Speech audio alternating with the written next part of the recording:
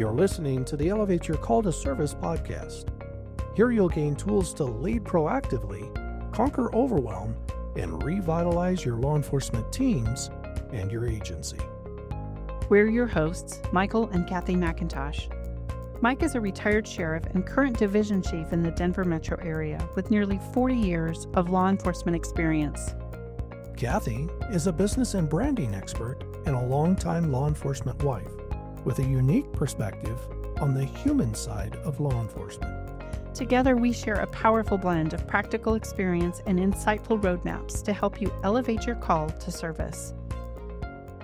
So I've been thinking a lot recently about legacy. And I think that a lot of that came from just being able to spend some time with my dad and really being able to have that conversation with him in that last podcast. You know, it brings that question back to my mind. And I ask myself, what kind of lasting impact do I want to leave behind? What really do I want people to remember about my time, specifically in this profession? That is just such a powerful question. But I just want to add in, it's not always just about what you leave behind, is it? Sometimes a legacy can be handed down to you and it's something that you have to pick up and carry on. But it's like the good, the bad, and sometimes even the ugly are what get handed down. So you have to be really careful about what you intentionally pass along. I can look back and see those things, and I would agree with you 100%. I've inherited things from leaders that have come before me. That time that we spoke with my dad, some of those traits have come from him. And then some of those traits, some of my leadership traits have come from others that I've worked for or around or have studied. And I can tell you that some of those are positive. You know, when you think about traditions and values and that sense of duty, but there were also some habits and attitudes that, quite honestly, they really weren't helping anyone. And it made me realize that a leadership legacy is always doing one of two things. You're either building up your organization, building up people around you, or really you're tearing it down, or tearing down around the people, or tearing down the people around you.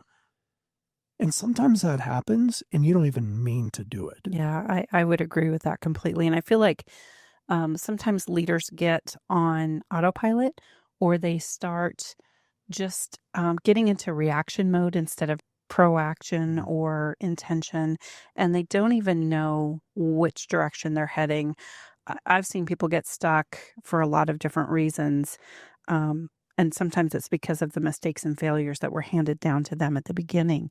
But if you let your old wounds, your old mistakes, the things that were inherited, steer your ship, before you know it, your leadership's going to start to be defined by things that you never intended, and that's not what you wish for your leadership legacy. That is so true. But here's, I guess, as you think about it, the good news is we don't have to stay stuck. We can make the choice to reverse the course, or what I would say is to take the good things and make them even better. Every leader has the power to change the course, not just for themselves, but for the team and for the whole organization. And it's really important that we don't forget that. I love that. And that's one of the things we try to emphasize here on Elevate Your Call to Service is that your course is not set, and it's never too late to start building a legacy, to start pouring into your leadership style, to create something that you're proud of and that lifts the people up around you. And sometimes it starts with even just the smallest little decision, a conversation, something that can start moving things in a better direction. You have to start where you are, but you can absolutely change the course. Yeah, absolutely. I think about all the leaders who came before me. Some of them left a mark that I'm proud to carry on. And others left challenges that I've had to work through, it really makes you wonder how much of what we do is shaped by what we inherit or what we inherit. Um, and how much of that is really up to us to change. Yeah. Sometimes I wonder if leaders even realize the type of legacy that they're building day by day. It becomes so easy, again, to stay in that reaction mode, to really let the urgent take over, and you start to forget about the bigger picture. You'll get to that later, or pretty soon it's not even top of mind. That just brings up a good question. Have you ever seen someone start to become intentional about their legacy? Maybe after realizing that they were just repeating old patterns. I have actually, and it's interesting to see the kind of things that spark that realization and spark that change. And again, sometimes it's just something really tiny, like a moment of reflection or a comment that somebody makes that they notice something that you didn't see because you were too close to the fire to even see it for yourself. Mhm. Yeah, it really makes me think about the times I've had to ask myself, am I truly building something up here? Or am I just coasting Mm, through on what was handed to me? And it's not always easy to tell when we're in the moment. for sure. And sometimes even when you're handed something and you try to make change, it's not perceived, received, having the impact that you hoped it would. So you still need that feedback. Even if you're trying to make that change, you still need some outside perspective outside of your own mind and your own head to start setting the course in a direction that you want it to be set. I'm wondering, because even in the moments that really define what we leave behind, I'm just wondering in your own career, when you start to think about your legacy, what do you hope people will say about you when you're no longer in your role? When I think about that, I really want that legacy to be about that continuous building or that continuous developing. I'm not a believer that a leader ever really arrives. It's something Mhm. that you have to Yep. continually work on. Um, and so many times we get into the hustle and bustle, especially in law enforcement. There is so much going on. There's always something else to do, calls to respond to, and we don't necessarily take the time that we need to be intentional about things, to be intentional about our leadership, to be intentional about developing those around us. And the other thing that I think that we really need to be intentional about is, as as we've started to talk, that people are watching. People Mhm. watch what it is that we do. And I want to be somebody that if people see me, if people watch me, I want to be doing the things that they want to emulate, right? I want to be that type of person or leave that kind of legacy that they want to follow in that. And to me, that's my leadership drive. That's my leadership passion, is to make sure that I'm making that kind of impression. I'm having that kind of impact, and I leave that type of legacy. I love that so much. And I feel like one of your strengths is the vision that you cast for your teams. And I feel like most times your vision, the way that you foresee the future for your teams is inspiring, and it is something that people want to stand behind and get behind. Mm, And I also think that you've built relationships enough to where if you cast a vision and it's not well received, they're going to speak up. They're going to tell you, "Hey, that's not really the direction we want to go. I think you're missing the mark." And you've invested your heart and soul into building that kind of relationship with your teams. And sometimes it moves slow, sometimes it moves fast, but you mm, always want to be somebody who is safe and will receive that type of feedback with grace and appreciation, as opposed to it's my way or the highway, and I'm the leader, so Mm, what I say goes. So I just really personally appreciate that about you, even on the home front, even in the ways that we handle your leadership at home, mm, which is awesome. I want to just kind of look back toward our last episode, and it was such an unexpected gift mm. to be able to put your dad on the podcast and to kind of pick his brain about some of his leadership journey and hear some of the things that he's learned along the way. And I'm wondering, because he is such a big part of your leadership legacy, you watched him come up through the ranks of the school system. You watched him develop his leadership skills, develop his communication skills, develop his relationship building skills. You watched all of that as it was happening. And I'm just wondering if there was anything that surprised you from that talk with him. It was just a great opportunity. You and I had talked about, wouldn't it be fun someday to get my dad in here in the podcast room, to be able to have that conversation, because he is somebody, and a lot of that has had to be really from afar, just through, we live in two different states. We don't get to spend a whole lot of time with one another, but through conversations that we've had over the years, I've just really gleaned that information from him. And the other thing that I would say is I've gleaned a lot of information from being around some of his friends and the way that they speak about him. And when I think about legacy, that's where you want to get to, right? Where your friends, where your family has those impactful comments or statements to have.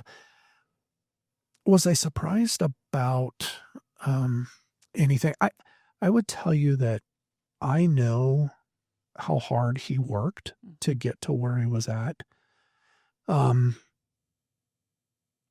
but sometimes I don't know that I've appreciated kind of the process that he's gone through, and sometimes we lose sight of the fact that there is a process.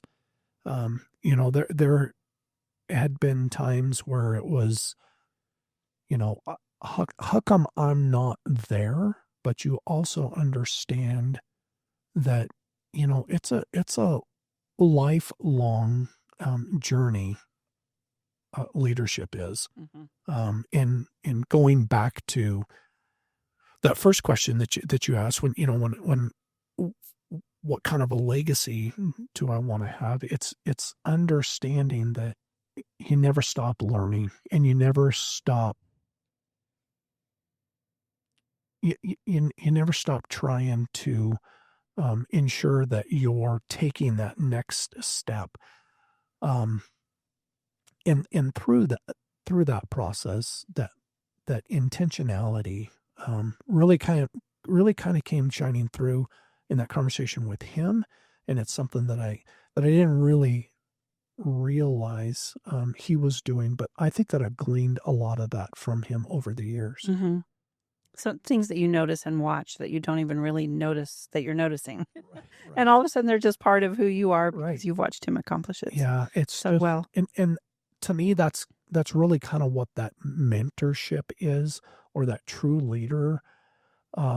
You're gleaning things from them that they don't even realize they're doing. Mhm. And you're gleaning things from them that you don't even realize that you're really gleaning. Mhm. And the important thing to remember in all of that is there are good things in that, but we also, just like, we talked about inheriting, there are some bad things that you can glean, and you're not even realizing that you're gleaning that. And that becomes part of your Mhm. DNA. And we have to be cautious about that. Mhm. We have to keep our eyes open when it comes to that. Uh, you're someone who has been a part of this law enforcement journey. You know, I, I don't know whether we've said it on a earlier podcast, but we were actually married right before I started in law enforcement. So that was a long time ago. Um, but you've been by my side through my whole law enforcement journey, through my leadership journey when it comes to law enforcement. So you've watched law enforcement leadership from the family side. So what legacies, good or bad, have you seen passed down? There are some legacies from when you first started in law enforcement that I will never ever let go of. And they were passed down from many, many generations of law enforcement. And I can remember when you started at the jail, and maybe I've told this story already on the podcast, but every time you start talking about somebody that you met or somebody that you're starting to become friends with in this new work environment, I'd say, well, what's their family like? And who's their wife? Oh, they're divorced.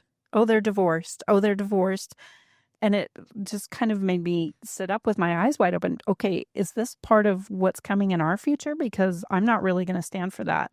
That's not really an option here. So I think that there was a long legacy in law enforcement leadership where family was absolutely forsaken. Mm. And you gave your all to the job no matter what. And you and your dad touched on this a little bit and how to balance things between home and work. Mm.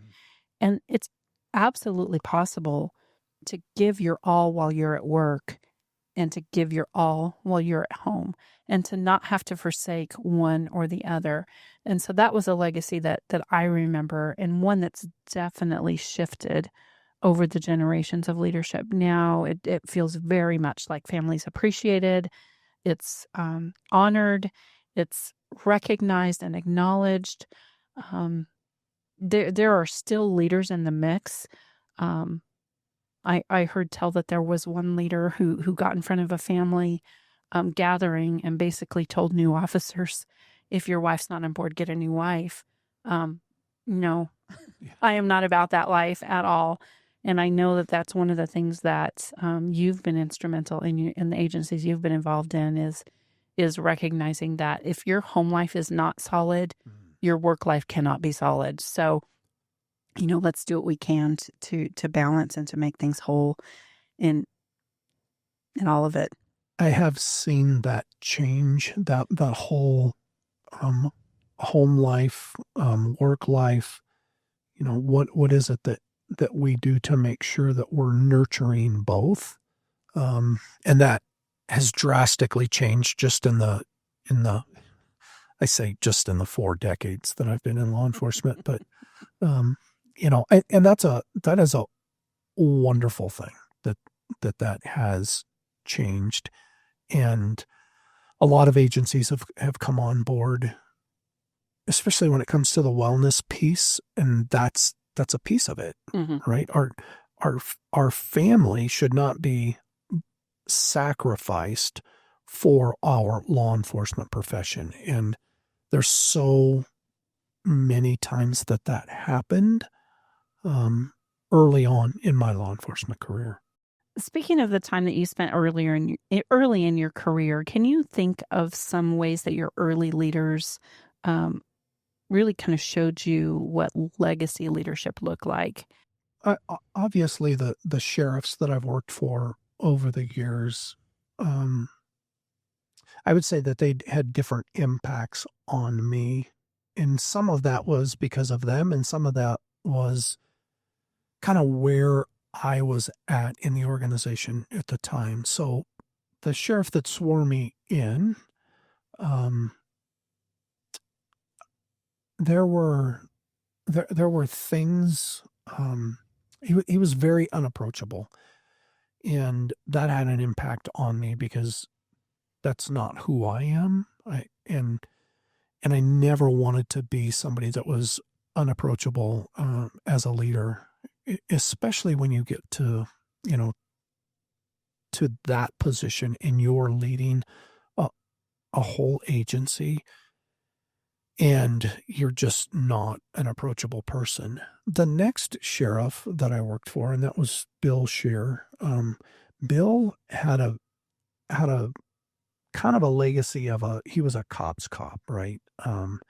Really knew a lot about law enforcement, really was kind of the first one, when you think about it, and Bill, and his wife, um, that was an example a, of a man who made sure that he put as much into his marriage as he did into his work. And wow, what a great example of somebody who was just outstanding relationally. Um, Under Bill, we grew quite a bit, and the sheriff's office started to need to run not as a small agency anymore, but more of a larger agency, and really needed to start looking at the business side of law enforcement, the administrative side of law enforcement.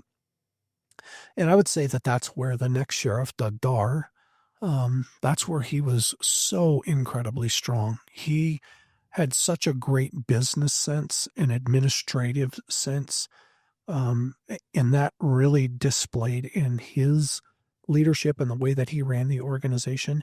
He was also the first person that I remember that really had great vision.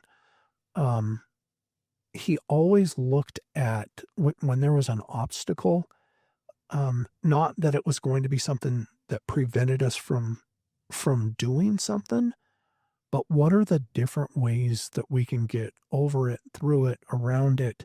What do we need to do to be successful? And he was the sheriff right before I became the sheriff, and I learned a great deal about how to lead, uh, administratively, how to lead an organization, and then really kind of hope that I took the cop's cop, from Bill Scheer, and married the two of those styles together, and I think that that's was kind of where a lot of my leadership came from, is really just the things that I gleaned from those two men as I was growing up in the organization. It's really interesting to me that even as a newbie deputy, even as a rookie coming into the jail for the first time, the top tier of the organization still had impact and influence over you. So when you start to think about your leadership, you're not even thinking about your peers or your sergeant. You were thinking all the way at the top and the things that those leaders handed down to you, which is very interesting to me. Hmm. Yeah, I want to give that a lot more thought in the future. Okay. That's not to say that, sergeants, Oh, I'm not saying that at all. lieutenants, captains didn't have an impact. I mean, I can tell you that, when I think of like somebody like Fred Stoll, Mm. had a huge impact on me, positive impact on me, just his approach. And I was fortunate enough to have him as a sergeant, and then also had him as a captain when I was in investigations. Um, so yeah, but it is interesting that I was looking all the way to the top and looking at all of our leaders Mhm. when I was in the organization. I can even remember some lay leaders that worked with you on the jail floor that you just highly respected and Yeah, looked up to, and I know that there were many other influencers in your journey. I just thought it was very interesting the way that you answered that question. yeah. So that's fun. So I wanna ask you, do you do you think that leaders are typically intentional about the legacy that they're leaving, or do you think that it just happens by default? I think most of the time they don't give it a second thought. I just am who I am. This is how I lead. Sometimes I feel like people believe that they're wired a certain way and there's no getting better. There's only going with the flow. You got what you get, you get what you get. I'm the one that was hired. I'm the one that was elected, whatever it is. That's kind of when the learning curve stops for a lot of leaders, Mhm. and they just react, and they just day by day go through life without a plan. And we're gonna we're gonna spend a whole nother episode talking about goals and Yeah. and how to not be so reactive, but to really start projecting what you want to accomplish and moving after that intentionally. But I think that most leaders think that they can just cruise on autopilot, and that's not at all the case.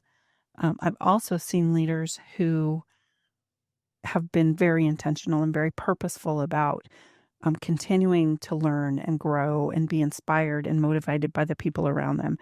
And it's kind of a clear cut distinction one from the other. You can just see from afar, which leaders are going at things with which mindset. I'm wondering, because a lot of leaders don't necessarily know what kind of legacy they're building, Mhm. um, how can they start to recognize if they need to turn the ship a little bit, if they're in drift mode or autopilot and they're just letting their personalities and their reactive skills dictate how things move along? How can they start to recognize that?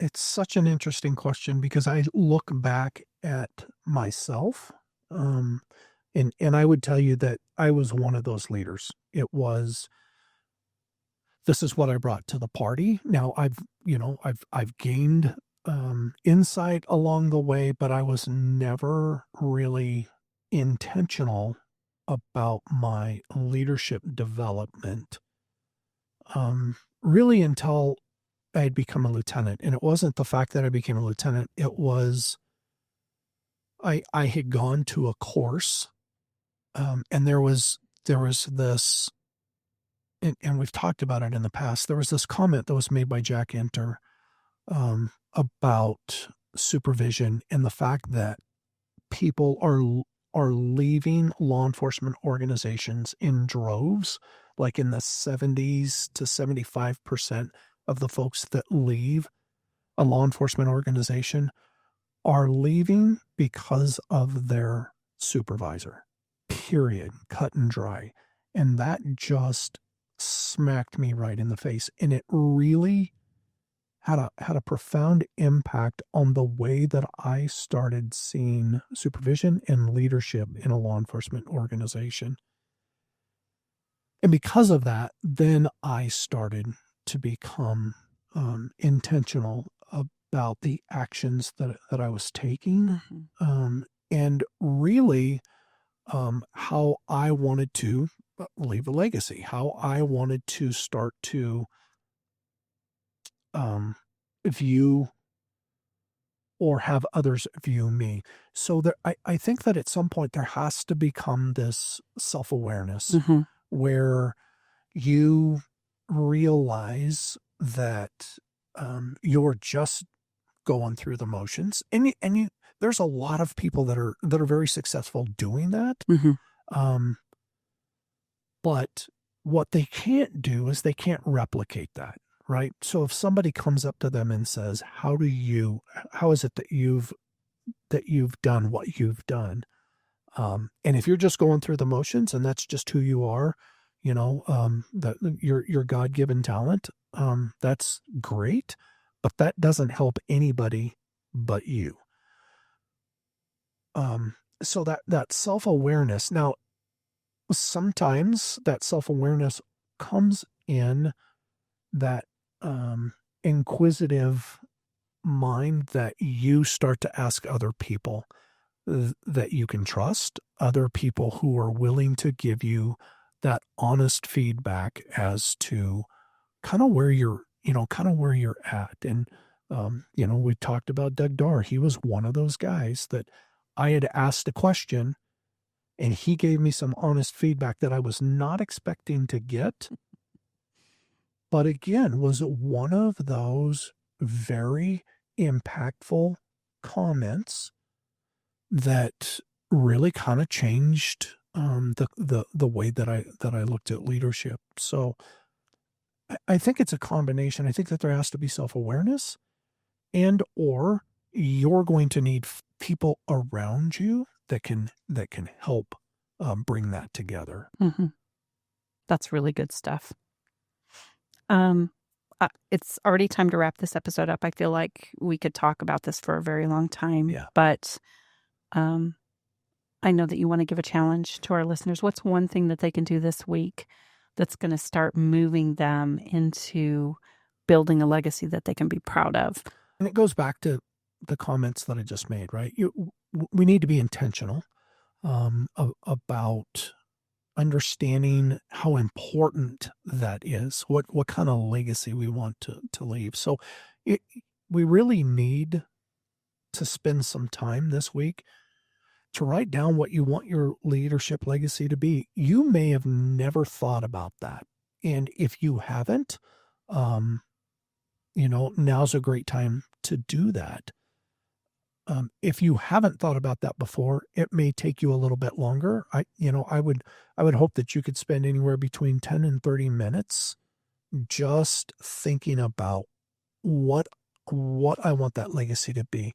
Really, it's kind of that, when I retire, what do I want people to say about me, about the impact that I had on the organization?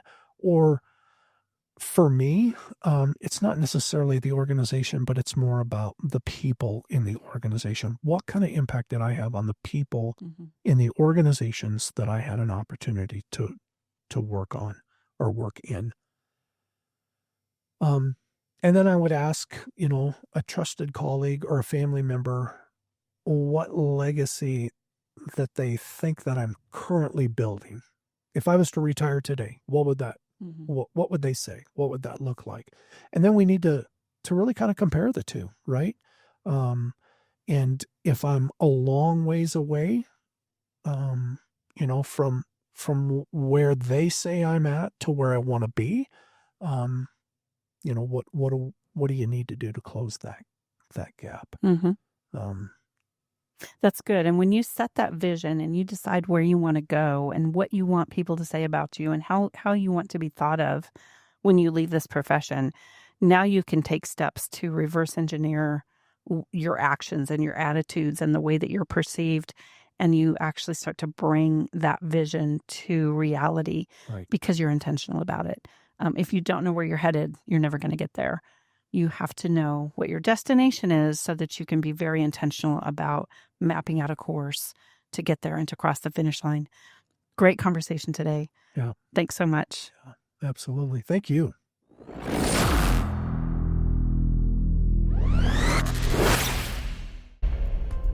Ready to build a stronger team, improve your reputation, strengthen officer safety, and recruit top talent? Visit us at leleaders.com and schedule a call with us today. We'd love to discuss how our coaching programs, workshops, and keynote addresses can help you build proactive leaders in a reactive profession. In the meantime, if you like what you've heard today, we'd love your 5-star review on Apple Podcasts.